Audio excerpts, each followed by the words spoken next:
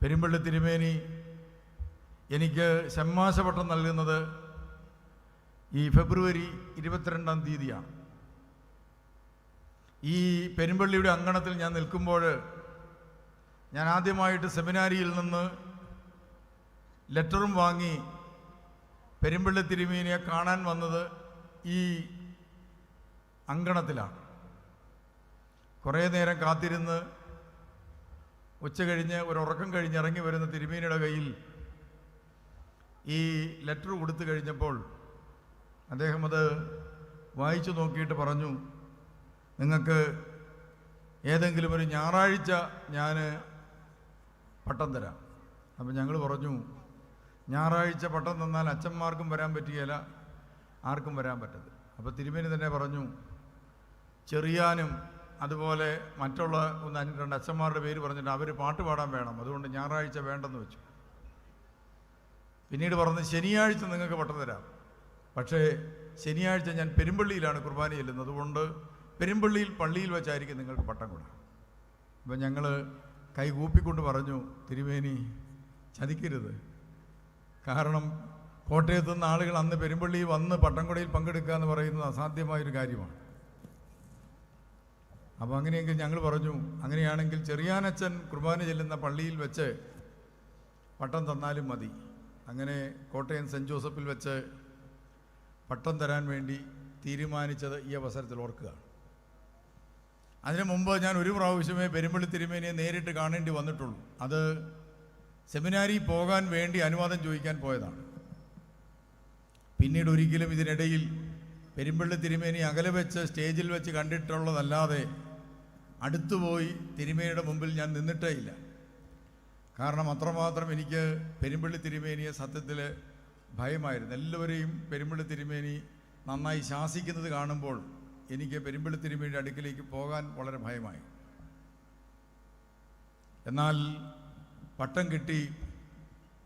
അടുത്ത ഫെബ്രുവരി 22-ാം തീയതി അദ്ദേഹം കാലം ചെയ്ത് കഴിഞ്ഞപ്പോൾ എനിക്കൊരു തോന്നലുണ്ടായി, ഒരുപക്ഷെ അതേ ദിവസം തന്നെ അദ്ദേഹം കാലം ചെയ്തപ്പോൾ അദ്ദേഹം എന്നെ എന്തോ കാര്യമായി ഏൽപ്പിച്ചു എന്നൊരു തോന്നൽ എനിക്കുണ്ടായിരുന്നു. സത്യത്തിൽ പിൽക്കാലത്ത് അദ്ദേഹം സ്ഥാപിച്ച ദേവാലയങ്ങളിലുടനീളം നടന്ന് അവിടെ താമസിച്ചുകൊണ്ടാണ് ഞാൻ ശുശ്രൂഷ ചെയ്തത്.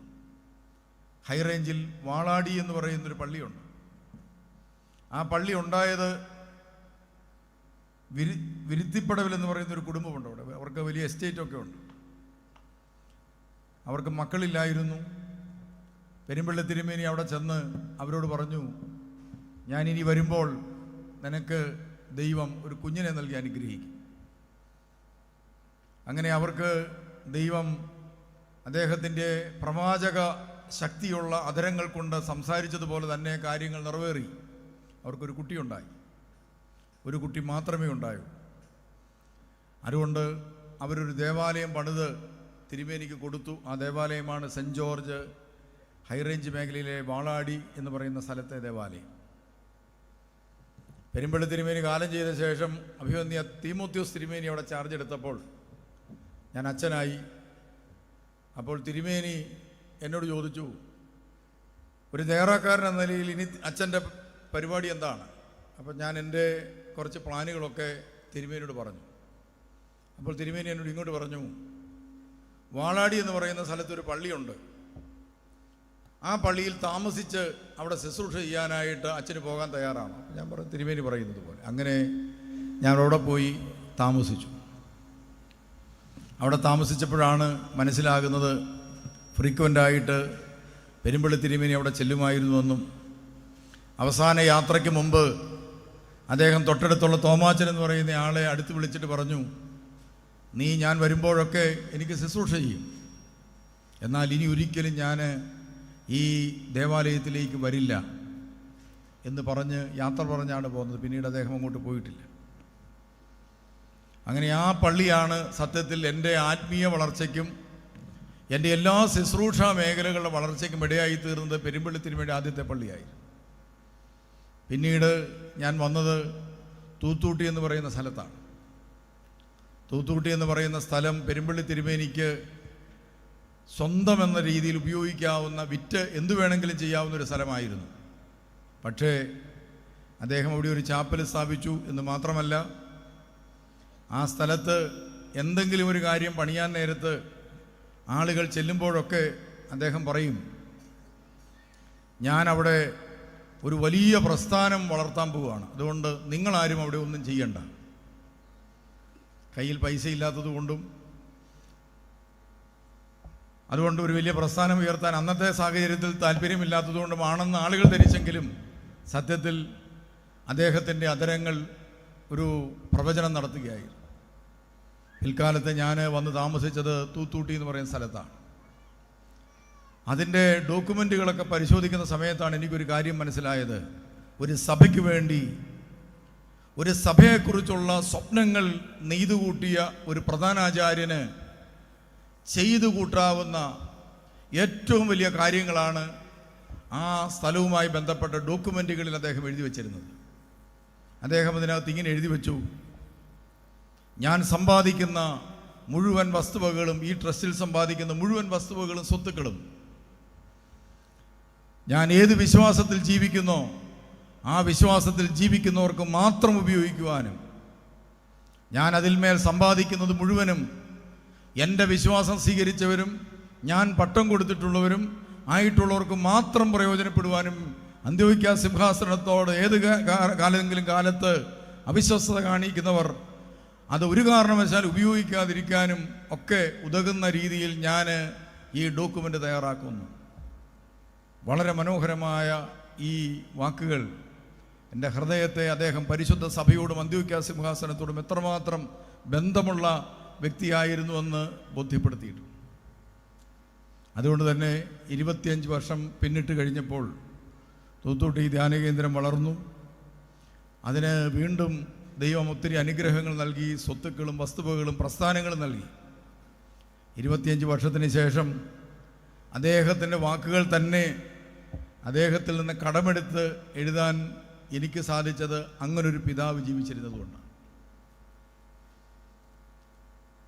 അതോടൊപ്പം തന്നെ പെരുമ്പള്ളി തിരുമേനിയെ സംബന്ധിച്ചിടത്തോളം അദ്ദേഹത്തിൻ്റെ അധരങ്ങളിൽ നിന്ന് പുറപ്പെടുന്ന വാക്കുകൾ സഭയിലെ എത്രയോ വ്യക്തികൾക്കാണ് പ്രയോജനപ്പെട്ടിട്ടുള്ളത്. നമ്മുടെ സൂനോറോ പള്ളി അടക്കമുള്ള വസ്തുവകളെല്ലാം തന്നെ പെരുമ്പള്ളി തിരുമേനിയുടെ സ്വത്തുക്കളായി. അതൊക്കെയും ഇന്ന് സഭയ്ക്ക് ഉതകുന്ന, സഭയ്ക്ക് ഏതെല്ലാം രീതിയിൽ അഭിമാനകരമായി തീരാമോ ആ അർത്ഥത്തിൽ അത് അഭിമാനകരമായി മാറ്റുവാനായിട്ട് ദൈവം ഇടയാക്കി തീർത്തു. ഇതിനൊക്കെ കാരണം അദ്ദേഹത്തിൻ്റെ മനസ്സിൻ്റെ നന്മയും സത്യസന്ധതയുമാണ്. അദ്ദേഹത്തിൻ്റെ മരണത്തിന് ശേഷം 25 വർഷം പിന്നിടുന്ന കാലയളവിൽ പരിശുദ്ധ പാത്രിക്കീസ് ബാവ അവിടെ ഇവിടെയും അവിടെയും ഒക്കെ എത്തിച്ചേർന്നത് വളരെ യാദൃച്ഛികമാണ്. അദ്ദേഹം കാലം ചെയ്യുമ്പോഴും അന്ത്യോക്യ സിംഹാസനത്തിൽ ഒരു പ്രതിനിധി ഭാരതത്തിലുണ്ടായിരുന്നു അദ്ദേഹത്തിൻ്റെ ശുശ്രൂഷയ്ക്ക് നേതൃത്വം കൊടുക്കുവാൻ.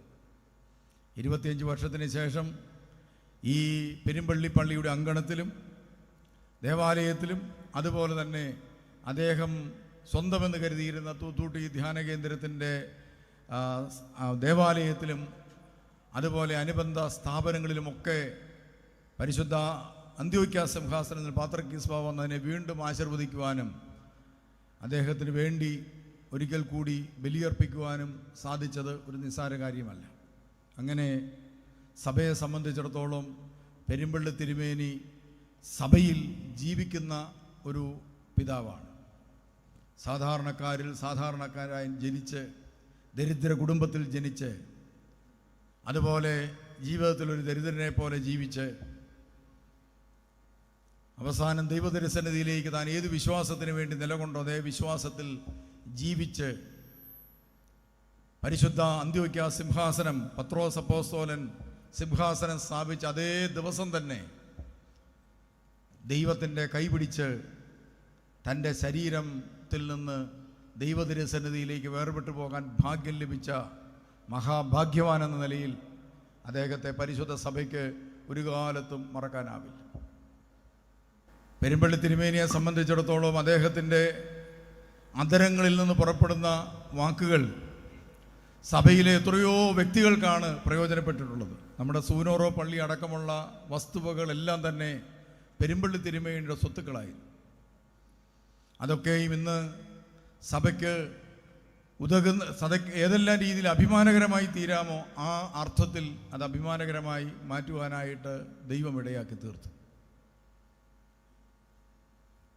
ഇതിനൊക്കെ കാരണം അദ്ദേഹത്തിൻ്റെ മനസ്സിൻ്റെ നന്മയും സത്യസന്ധതയുമാണ്. അദ്ദേഹത്തിൻ്റെ മരണത്തിന് ശേഷം 25 വർഷം പിന്നിടുന്ന കാലയളവിൽ പരിശുദ്ധ പാത്രിക്കീസ് ബാവ ഇവിടെയും അവിടെയുമൊക്കെ എത്തിച്ചേർന്നത് വളരെ യാദൃച്ഛികമാണ്. അദ്ദേഹം കാലം ചെയ്യുമ്പോഴും അന്ത്യോക്യ സിംഹാസനത്തിൽ ഒരു പ്രതിനിധി ഭാരതത്തിലുണ്ടായിരുന്നു, അദ്ദേഹത്തിൻ്റെ ശുശ്രൂഷയ്ക്ക് നേതൃത്വം കൊടുക്കുവാൻ. 25 വർഷത്തിന് ശേഷം ഈ പെരുമ്പള്ളി പള്ളിയുടെ അങ്കണത്തിലും ദേവാലയത്തിലും അതുപോലെ തന്നെ അദ്ദേഹം സ്വന്തമെന്ന് കരുതിയിരുന്ന തൂത്തൂട്ടി ധ്യാന കേന്ദ്രത്തിൻ്റെ ദേവാലയത്തിലും അതുപോലെ അനുബന്ധ സ്ഥാപനങ്ങളിലുമൊക്കെ പരിശുദ്ധ അന്ത്യോക്യ സിംഹാസനത്തിൽ പാത്രിക്കീസ് ബാവ വന്നതിനെ വീണ്ടും ആശീർവദിക്കുവാനും അദ്ദേഹത്തിന് വേണ്ടി ഒരിക്കൽ കൂടി ബലിയർപ്പിക്കുവാനും സാധിച്ചത് ഒരു നിസ്സാര കാര്യമല്ല. അങ്ങനെ സഭയെ സംബന്ധിച്ചിടത്തോളം പെരുമ്പള്ളി തിരുമേനി സഭയിൽ ജീവിക്കുന്ന ഒരു പിതാവാണ്. സാധാരണക്കാരായി ജനിച്ച് ദരിദ്ര കുടുംബത്തിൽ ജനിച്ച് അതുപോലെ ജീവിതത്തിൽ ഒരു ദരിദ്രനെ പോലെ ജീവിച്ച് അവസാനം ദൈവതിരുസന്നിധിയിലേക്ക് താൻ ഏത് വിശ്വാസത്തിന് വേണ്ടി നിലകൊണ്ടോ അതേ വിശ്വാസത്തിൽ ജീവിച്ച് പരിശുദ്ധ അന്ത്യോക്യ സിംഹാസനം പത്രോസ് അപ്പോസ്തലൻ സിംഹാസനം സ്ഥാപിച്ച അതേ ദിവസം തന്നെ ദൈവത്തിൻ്റെ കൈപിടിച്ച് തൻ്റെ ശരീരത്തിൽ നിന്ന് ദൈവതിരുസന്നിധിയിലേക്ക് വേർപെട്ടു പോകാൻ ഭാഗ്യം ലഭിച്ച മഹാഭാഗ്യവാൻ എന്ന നിലയിൽ അദ്ദേഹത്തെ പരിശുദ്ധ സഭയ്ക്ക് ഒരു കാലത്തും മറക്കാനാവില്ല. ഞാൻ ഓർക്കുകയാണ്, ഒരിക്കൽ അദ്ദേഹത്തിൻ്റെ ഒരു ബർത്ത്ഡേ ആഘോഷിക്കുന്ന സമയത്ത് ആ കാലഘട്ടത്തിൽ നമുക്ക് പ്രായം കുറഞ്ഞ മെത്രാച്ചന്മാർ 3 പേരാണുള്ളത്. അതിൽ ഒരു മെത്രാച്ചൻ പ്രസംഗിച്ചത് ഞാനൊരു പയ്യൻ എന്ന നിലയിൽ ഇതുപോലെ താഴെ ഇരുന്ന കസേരയിൽ നിന്ന് കേട്ടത് ഇന്നും ഓർക്കുകയാണ്. അതിലൊരാൾ പ്രസംഗിച്ചതാണ്, അനേകം പേര് സഭയെ ചവിട്ടുപടിയാക്കി വളർന്നിട്ടുണ്ട്, എന്നാൽ പരിശുദ്ധ സഭയ്ക്ക് വളരുവാൻ വേണ്ടി സ്വയം ഒരു ചവിട്ടുപടിയായി നിന്നുകൊടുത്ത പിതാവാണ് പെരുമ്പള്ളി തിരുമേനി എന്ന് പറഞ്ഞത് ഈ അവസരത്തിൽ ഓർക്കുകയാണ്. സത്യത്തിൽ അദ്ദേഹം സഭയ്ക്ക് വളരുവാൻ വേണ്ടി മാത്രമല്ല, അടുത്ത തലമുറയിൽ ഉള്ളവർക്ക് വളരുവാൻ വേണ്ടി കൂടിയുള്ളത് സമ്പാദിച്ച് നൽകിയ ശേഷം അദ്ദേഹം കടന്നുപോയി. ആ പ്രസംഗിച്ച മെത്രാപ്പോലിത്ത ആകട്ടെ അദ്ദേഹം സഭയെ ചവിട്ടുപടിയാക്കി വളർന്ന ശേഷം സഭ വിട്ടു പോവുകയും ചെയ്തു. എന്നിട്ടും പരിശുദ്ധ സഭയ്ക്ക് ഒന്നും സംഭവിച്ചില്ല എന്ന് മാത്രമല്ല, ഇന്നും പരിശുദ്ധ സഭയ്ക്ക് വളരുവാനുള്ള ചവിട്ടുപടിയായി സ്വന്തം ജീവിതം ദൈവതിരുസന്നിധിയിൽ ഉയർത്തിപ്പിടിച്ചുകൊണ്ട് നമ്മുടെ ഹൃദയങ്ങളിൽ അഭിവന്യ തിരുമേനി ജീവിക്കുന്നു എന്നത് നമുക്ക് ഒരു ഭാഗ്യമായി അദ്ദേഹത്തെ കാണുവാനും അദ്ദേഹം ജീവിച്ച കാലഘട്ടങ്ങളെക്കുറിച്ച് കാണുവാനും ലഭിച്ച കണ്ണുകളും അദ്ദേഹത്തിൻ്റെ സ്വരം കേൾക്കുവാൻ നമുക്ക് ലഭിച്ച കാതുകളും ഭാഗ്യമുള്ളതെന്ന് പ്രാർത്ഥിച്ചുകൊണ്ട് അദ്ദേഹത്തിൻ്റെ പാവനമായ സ്മരണയ്ക്ക് മുമ്പിൽ ഒരിക്കൽ കൂടി സ്നേഹത്തിൻ്റെ അതുപോലെ സന്തോഷത്തിൻ്റെയും ഒക്കെ സ്മരണ ഈ നിമിഷം അർപ്പിച്ചുകൊണ്ട് ഞാൻ അവസാനിപ്പിക്കുകയാണ്. ഞാൻ ഈ പെരുമ്പള്ളിയിലൂടെ കടന്നു പോകുമ്പോഴൊക്കെ ആ കുരിശുതൊട്ടിയിൽ കയറി അച്ഛനായിരുന്ന കാലം മുതൽ പൈസ ഇട്ടിട്ട് പോകുന്ന ഒരാളാണ്, നേർച്ചയിടാറുണ്ട്. അതിനൊരു കാരണം, ഞാൻ ഈ നിലത്തെഴുതിയത് അഭിമന്യ തിരുമേനിയുടെ കാൽച്ചുവട്ടിൽ ഇരുന്ന് അദ്ദേഹത്തിൻ്റെ കരങ്ങൾ കൊണ്ടാണ് ഞാൻ ആദ്യ അക്ഷരം കുറിച്ചത്. അതിനുവേണ്ടി എത്രയോ കിലോമീറ്ററുകൾ താണ്ടിയാണ് അന്നത്തെ കാലത്ത് എൻ്റെ മാതാപിതാക്കന്മാർ എന്നെ ഇവിടെ കൊണ്ടുവന്നത്. അദ്ദേഹം കരം പിടിച്ച എൻ്റെ കരം അനുഗ്രഹിക്കപ്പെട്ടു. അദ്ദേഹം കൈവച്ച എൻ്റെ ശിരസ്സും അനുഗ്രഹിക്കപ്പെട്ടു.